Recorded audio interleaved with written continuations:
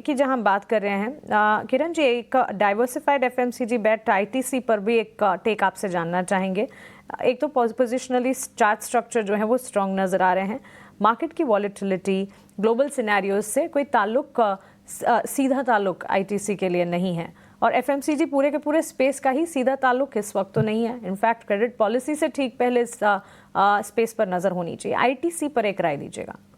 So not only ITC but जैसा आपने बताया कि overall FMCG counter doing very well, और जनरली हमने देखा है कि इस प्रकार की हाई वोलेटाइल सेशन के अंदर FMCG does very well. So ITC के साथ साथ ब्रिटानिया, ये दोनों काउंटर के ऊपर आप ध्यान रख सकते हो। पहले मैं आईटीसी के ऊपर डिस्कस करें तो 50 दिन की मूविंग एवरेज के साथ साथ उसका जो एक ट्रेडिशनल रेजिस्टेंस था एज ऑफ नाउ 415 410 के बीच का जो क्लस्टर था उसको क्रॉस कर रहा है। 415 के आसपास उसकी 50 दिन की मूविंग एवरेज है। अगर उसके ऊपर सस्टेन होता है तो then there are very good chances कि शॉर्ट टर्म में हम एक बार के लिए 435 440 तक के टारगेट आईटीसी में देख सकते हैं। सिमिलर वे अगर ब्रिटानिया की बात करें तो एक बड़ा सा double bottom pattern pan out यहाँ पे हो रहा है। अगर 50 के ऊपर स्टॉक सस्टेन हो जाता है तो then there are very good chances कि ब्रिटानिया में एक पोजिशनली अच्छा बड़े टारगेट हमें देखने को मिल सकते हैं। तो ITC and Britannia both are our preferred pick at current market price.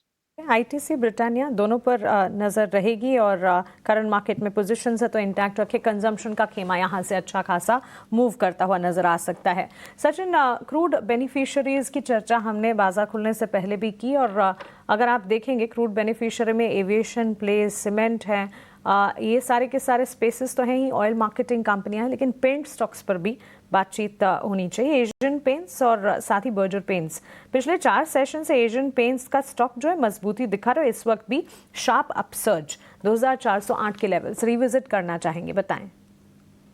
हाँ जी, बिल्कुल। लोअर साइड से अगर हम देखें तो एक रिकवरी मूव जरूर बना है। 2200 और 2150 के आसपास के एक बॉटम्स थे जिसको लाइक मंडे के ट्रेडिंग सेशंस में इसने रीटेस्ट किया है। अराउंड 2200 के अराउंड के लोस टेस्ट करने के बाद वापस से रिकवरी मूव है। और जैसे कि आपने बात की कि लाइक क्रूड ऑयल की न्यूज के चलते इन स्टॉक्स में कुछ पॉजिटिव मूव्स कंटिन्यू होते हुए नजर आ रहे हैं। मुझे लग रहा है एक इमीडिएट ब्रेकआउट लेवल है स्टॉक के अंदर एशियन पेंट में, और वो लेवल्स बन रहे 2420 के near to that levels stock already move करते हुआ दिख रहा है, but still will wait for the breakout level. और 2420 अगर ये फर्दर लेवल्स जैसे आज के ट्रेडिंग सेशंस में भी ब्रेक होते हैं तो पॉसिबली अप मूव जो है वो करीब 2480 2500 तक के लिए कंटिन्यू होता हुआ नजर आ सकता है।